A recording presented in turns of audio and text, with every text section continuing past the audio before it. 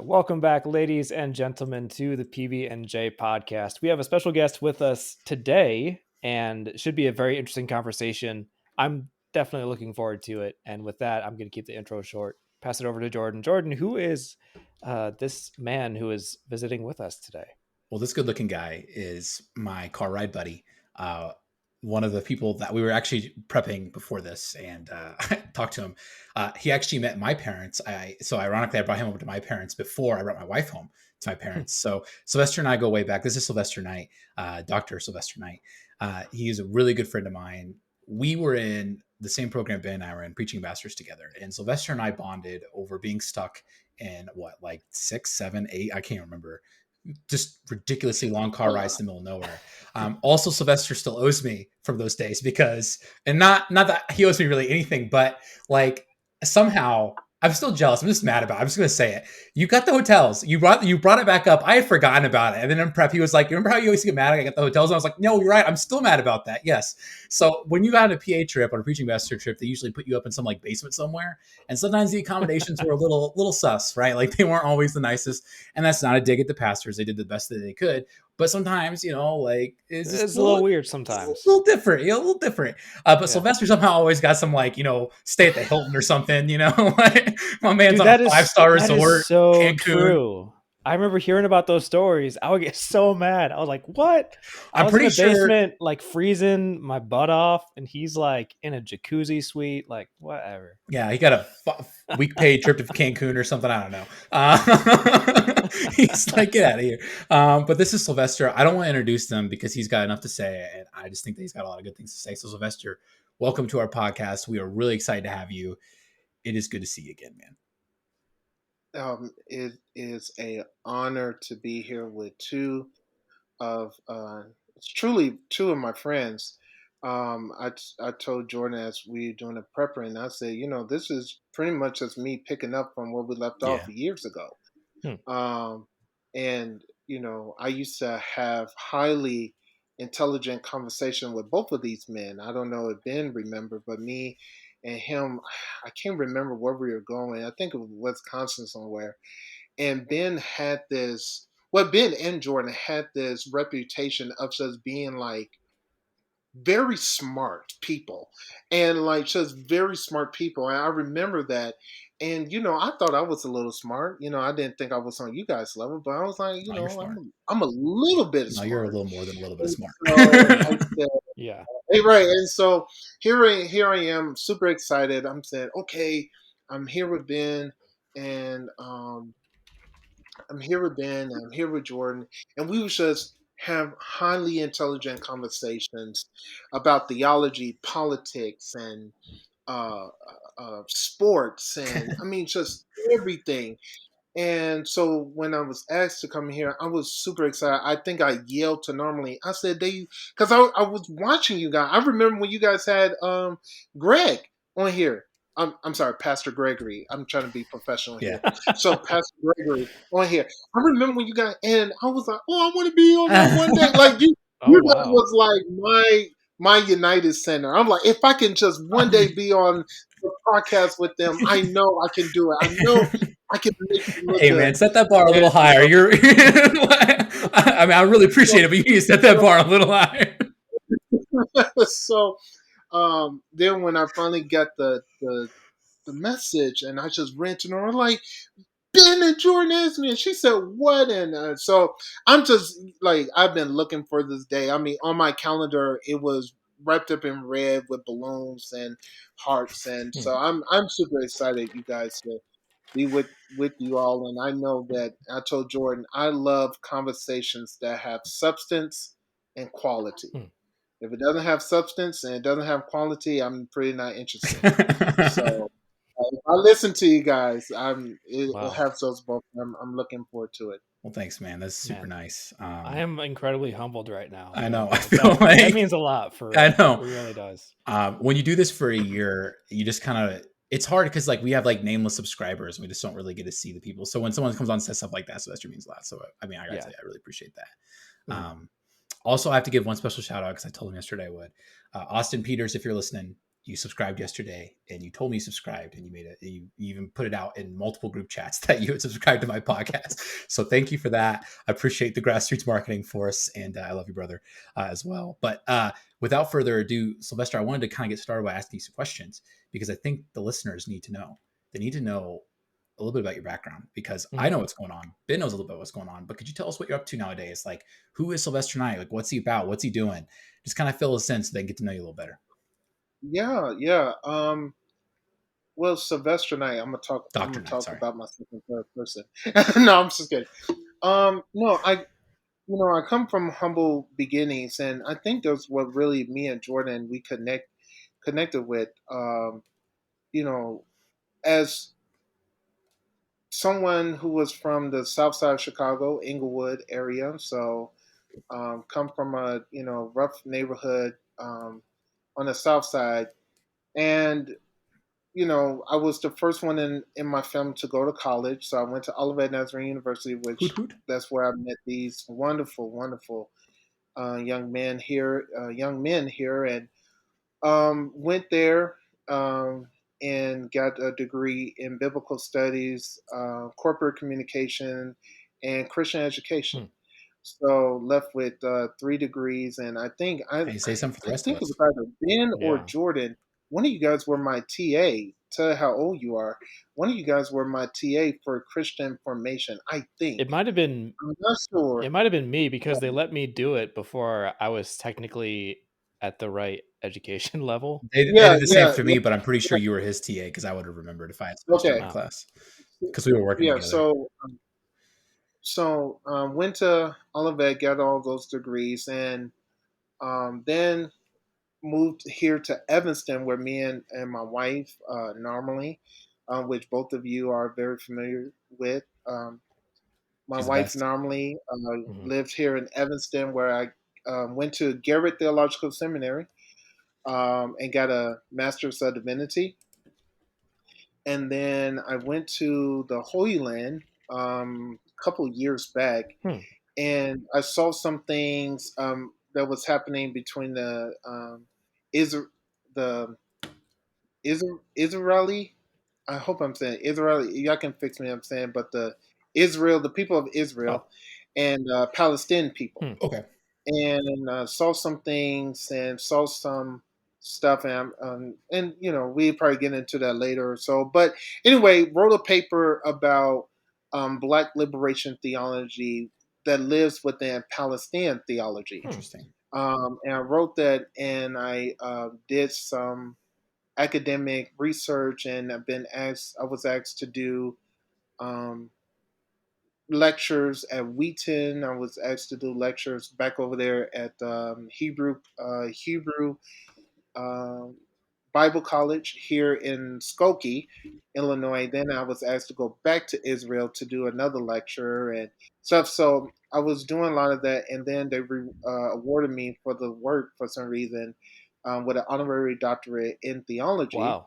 And then from there, I told Jordan my crazy butt decided to go back and get another doctorate. Like the honorary wasn't enough, right? So I'm like, oh, I got to get an earned doctorate. So right now I'm completing a doctorate of ministry. I'm in a writing phase now, so I'm just writing my dissertation. Hmm. Um, uh, so I'm getting a doctorate of ministry from Liberty University, and I'm here, um, and the two people that keeps me going is my wife and my daughter, Mia, who is about to be 4 in a couple weeks. Wow. So doing that, and when it comes to ministry, real quick, me and my wife, we started a church here in Evanston called Deeper Flow Church. Um, we did that for like 2 years.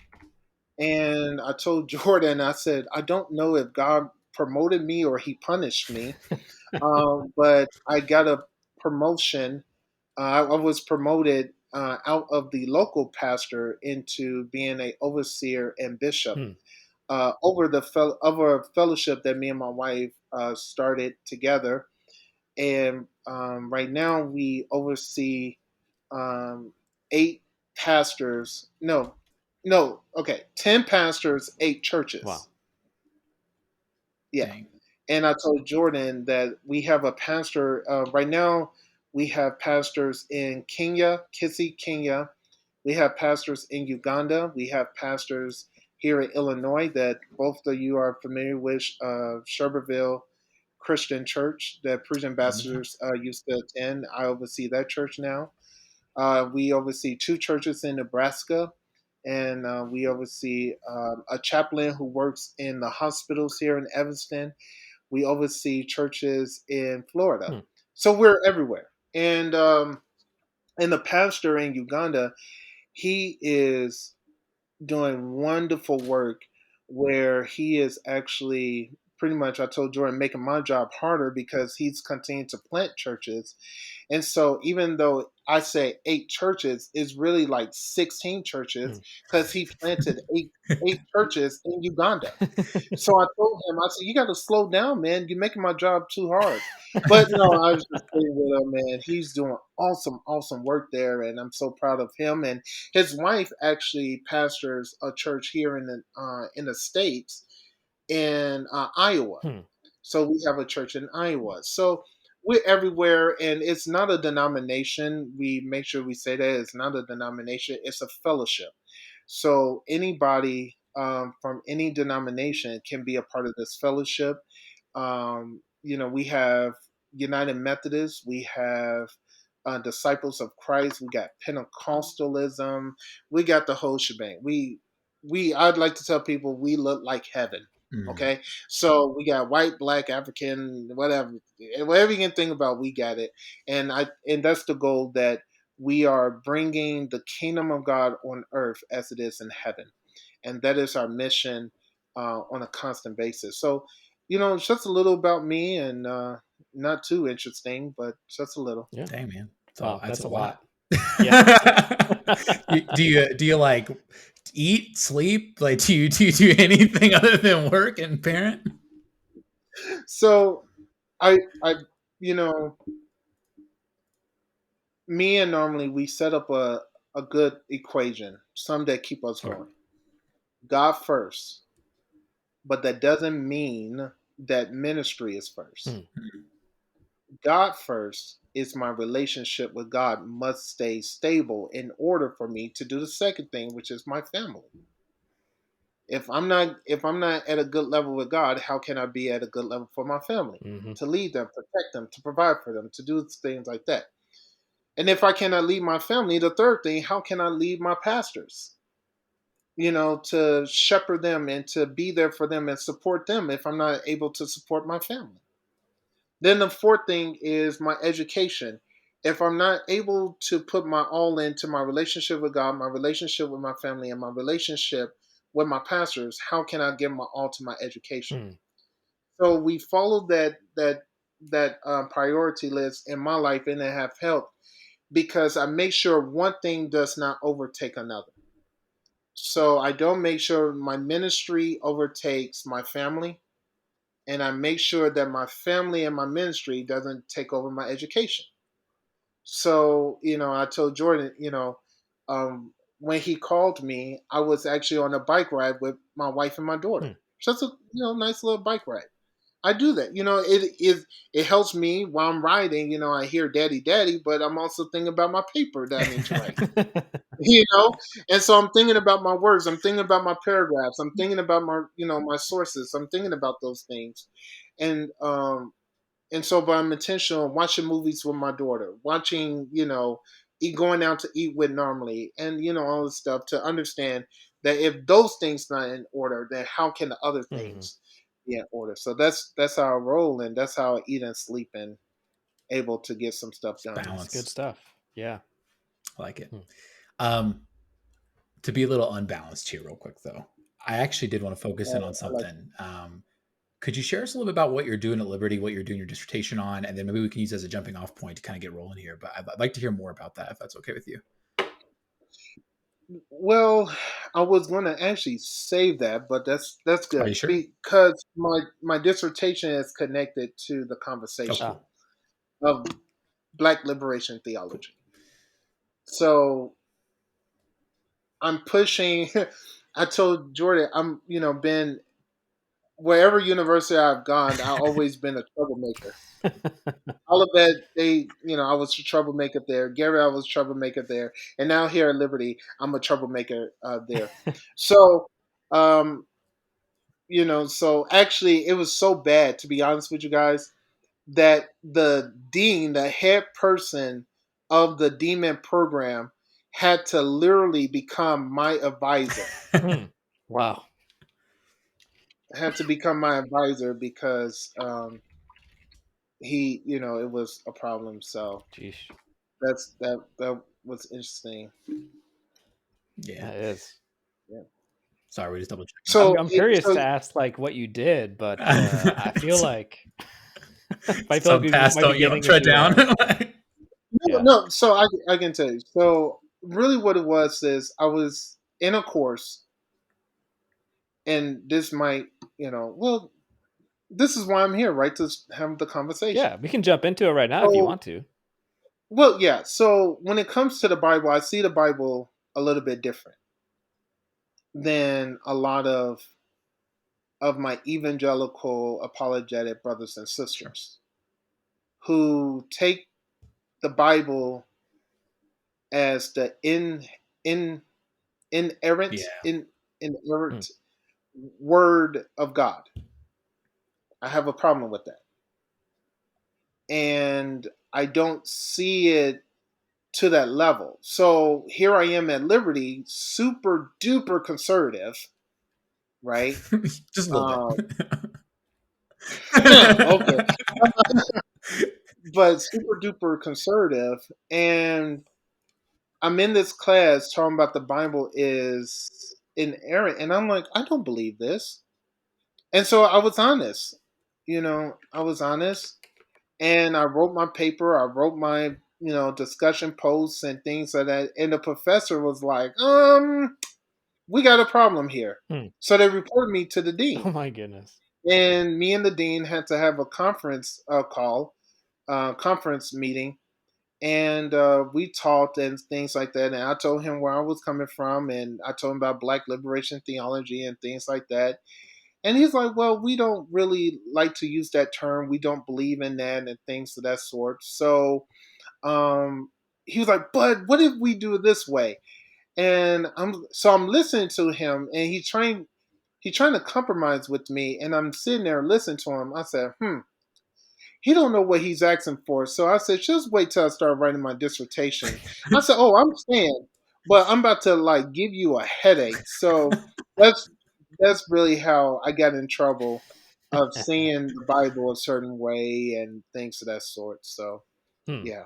Okay. Interesting. Well, yeah, So going to maybe a school like that and saying that you might not believe in infallibility or is it, inerrancy. Yeah, that could be an issue. Exactly. are Exactly. they're biblical, they're literalists, right? They're biblically like they're infallible. Yeah. Okay. All right. I couldn't remember Yeah. if they're an Aaron or infallible, but I always forget. And the terms get so cross muddled so much that anyway. Yeah. So I guess just to briefly clarify for anyone listening, inerrancy means just without error, like to a total degree. Like there's no spelling errors, there's no historical errors, no scientific errors.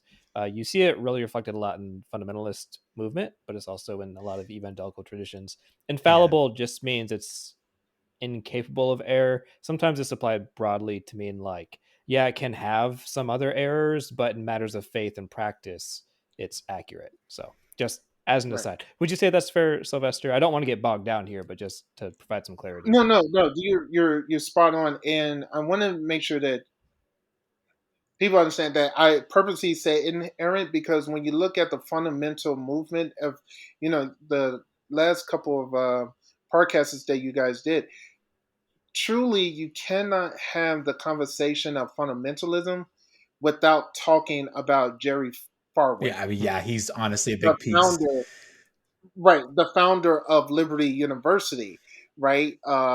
Which was actually Lynchburg Virginia, right? Lynchburg University or something like that before it became Liberty.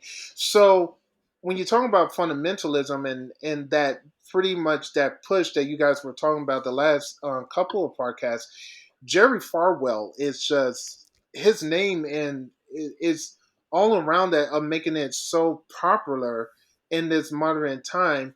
And so, just think of that spirit Hmm. um, that he carried into into that conversation in heresy of, inerrant or inerrancy of the Bible, and the continued conversation of fundamentalism Hmm. and so on and so Yeah. on. Wow. So if that makes No, sense. it Yeah, and that does. so that was bold of you to bring that out at at Liberty. Man, Say, I got to give you props for that. I don't even know if I could do that. hey, you weren't lying when you said that you get in trouble wherever you go. You ain't lying. Whew. All right.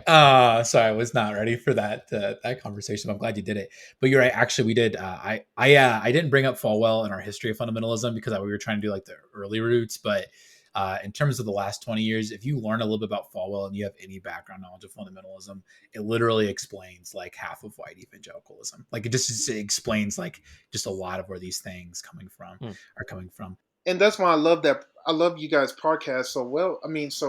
So much, because you're having this conversation, and it gives also people an opportunity to go back and do some more Hmm. research Mm. on their own on Thanks, this man. topic, because also to do research on Billy Graham Yep. and his involvement with fundamentalism, and how he was actually somewhat, y'all correct me if I'm wrong, but he was somewhat against fundamentalism, that he kind of started a neo evangelical, Yeah. kind of like a party, because he's starting to see this rift of what within the evangelical, um and I'm calling it party, but we can say club, team, whatever. But him and Jerry Farwell actually never really saw eye to eye, Hmm. and I don't think that a lot of people know that, Oh, or That was my seen that. understanding as That's well. very, Yeah. yeah.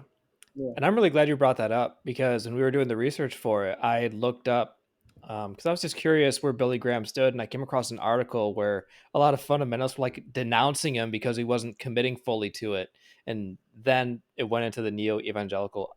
So thank you for bringing that up because I just totally forgot about it. Then hearing you say, I'm like, oh yeah, that's right. I did read So that. Well, one of the things that Sylvester you're kind of mentioning to me is like, and I heard it when you were telling your story, and you should have been in our group chat this weekend. Ben and I had this like conversation like Saturday morning where we were just like talking about like the background of fundamentalism comes from actually a secular philosophy that, well, it's not secular per se, but it's secular in the sense that like Right, it's right. like common sense realism, right? So Scottish common sense realism, but ultimately realism just Mhm. talks about like facts as such, and you can just perceive them. And my background, Sylvester, is undergraduate in philosophy, so not that much, but enough to be dangerous, right? Um, but I was thinking about it because Yeah, one of my favorite courses at all that was epistemology, and we did talk a little bit about realism, but we really spent a lot of time talking about the more prominent ones because typically realism, or at least Scottish common sense realism, isn't really regarded as like a fairly like meaningful, like robust approach to things because it kind of right. dances around the question of like how do I know something's true, right? But anyway, we started talking about like why it came to pass and like it compared to the times it was in. It's kind of almost a period piece in that sense because like it's such a reaction out of fear. It's like afraid that you won't know something. And like I I try not to read into this stuff because I try to give every idea its actual genuine merit as like an actual idea. But sometimes like the more you probe something, the more you start feeling like what's behind it a little bit. And Ben, I don't know how you feel about it, but I feel like this is like a defensive, fearful posture. Like there's a posture of mm, like, no, I don't want to do the hard work of that inquiry. Like I don't want to have to know what I can and can't know. I just want to be able to know and move forward, which isn't really knowing. It's just continuing to do business as usual, and maybe in an unhealthy way. And so the more we talked about fundamentalism, the more we thought about it, the more I've been able to like. It's been nice because I felt like I've been able to challenge myself and thinking about that. So I'm glad you brought it up. And I'm interested to see, do you get that kind of experience at Liberty? Do you feel like there's a posture at times in the academic work you're doing with maybe like your classmates? Maybe you can't say this because I don't want to get you in trouble. Um, My name's Sylvester. I'm always in Fair trouble. enough. Well, never mind then. I guess I'll just throw you the alley oop and Yeah, you can dunk it if you want. But yeah. do you feel like that's a thing? Do you feel like there is a posture of like a fearfulness of possibility, like trying to reinterpret things a little differently, and that like I don't know. I always just felt like it was a fear that like they their vision of God is so small. You know what I mean? And like the Christian faith as a fundamentalist Yeah. is so small based on that like worldview that they can't engage with ideas, even not even to find that they're Yeah. true. You know, And I'm gonna try my best not to go too deep on this topic, I mean, you but can. that's a heavy load of question, Yeah, I know. Jordan, Okay. because the Bible says, to the fact that, you know, pretty much in a translation, and Ben or Jordan, y'all can give me the scripture in proper wording, but in God there is no fear, right? Mm, Love casts out all fear, right? Some the scripture says close to that. Hmm. And I find it very interesting though when you look at the church history, the church have always been the number one people that have always act out of fear. interesting. But the scripture says love casts out all fear. So it's very always fascinating to me that when you look at the Christian faith by this, in itself, that we have always been led by fear. Now, when we talk about the fear of to entertain other thoughts and things like that. I remember when I was going to seminary, and no one said this to me, but a lot of my classmates would say that wherever they was coming from, their you know pastor or church family member would say, "Don't let them take away your Jesus." Hmm. Don't let seminary take away your Jesus. And it was always this fear. And I think this also, and hopefully you guys do a podcast on this, the fear of being a believer and educated. Interesting. Hmm. Because I'm doing this class right now with one of my pastors who's on his way to being ordained, and the constant conversation that we're having is that sometimes it feels like to be a Christian, you has to be a dummy. Hmm. Mm, Because it, especially the evangelical world and the fundamental world and the somewhat apologetic world, uh, we're but gonna debate that fundamental and apologetic thing, Sylvester. That's gonna happen tonight, just so you're aware. okay, good. All right. You always having this format that you if you're always supposed to lead to the result that it is what it is. I don't understand it. I'm not trying to understand it because it's too complex to understand. All I know is I believe. Hmm. Yeah. And what happens is, in what I'm finding in my with my classmates at Liberty, is they want so bad for me to arrive there that look, you're trying to make logic of this thing, but can faith really be logical? And my position is Yes. that if the scripture says, "Be ye transformed by the renewing of your mind," to me, that means that God is very interested in the mind Hmm. as he is with the heart. Because I say this all the time, Ben and Jordan. When I'm preaching, and okay, here it is. When I'm preaching, I'm not preaching to your emotions, and I'm not preaching to your heart. I'm preaching to your mind. Hmm. Because study has shown that a person creates a habit based off the thinking, not the believing. Yep. So if I can change the way you think, I can change the way you have your habits, and the habits usually trans into the way that you believe. Hmm. So when you look at Jesus' ministry, I'm not trying to preach it, so let me calm down. When you look at Jesus' ministry, you see that he was always interested in the psychology, Interesting. and the psychology then being translated into the anthropology, and the anthropology then being translated into the sociology. So he was always dealing with the mind of the person and not just the heart of the person.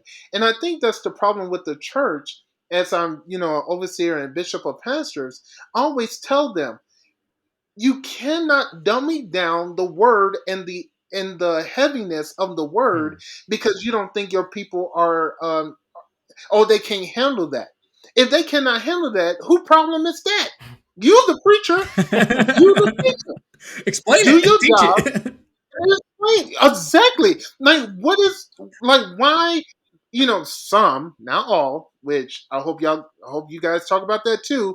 On is it really should be a requirement for pastors and preachers to go to? I'm giving y'all a lot of homework, as you can For tell. real. I'm But, like taking notes over here. Like, all right, now we right, gotta do this. but is it important, for pastors to be educated? Yes. Because what is it good to have a degree and you're not using it in the pulpit? I literally have a pastor, right? I mean, one of my professors that's said, I kid you not, in his lecture video, you should not be taking all of this that you're learning in this course into the pulpit. And I went to send him an email saying, why are you wasting my time, Ben? Mm. You're wasting my time and you're wasting my money. You Interesting. should be giving me something that I can drive into my pulpit, that I can mess with the mind of my congregation in order that God will, because, and I'm gonna say this and I'm gonna be quiet. If the pastor and the teacher is to do the work, to study, to get the Hebrew, to get the Greek, to get the Aramaic, to get the historical background, to get on this and to present it to the people, it's your job to present the information, and to me, it's God's job to draw the heart of. What did the Bible say, Ben and Jordan? It's the Spirit of God that draws people near. It's not the pastor. That's You're a good just a word. mouthpiece. The Spirit has to do the work. That'll preach. Yep. You got seriously. And sometimes, I feel that we make it so much about the pastor that we forget that it's supposed to be about the movement of the Spirit, if you're Pentecostal or not. Okay, I'm sorry. No, no, Go no, ahead. no, no, dude, keep going. I love it. I love it though. Jeez, you're Um, provoking a lot of thoughts. I need to take a yeah, minute to write this stuff you're down gonna because I come want to back. bring it up. You've booked yourself a recurring spot in the pod. If you bring me on, I promise you I will do something good. Okay. Thank you for joining us for this episode of the PB&J podcast. If you like this episode, be sure to leave a like, also leave a comment, subscribe, and share. That'll really help us out. And let us know what your thoughts are on this subject. And also, if you have any ideas of topics you'd like us to talk about. If you want to reach out to us, you can on all of our social medias, as well as email. You can email us at official.pbjpodcast@gmail.com. And we will see you next time.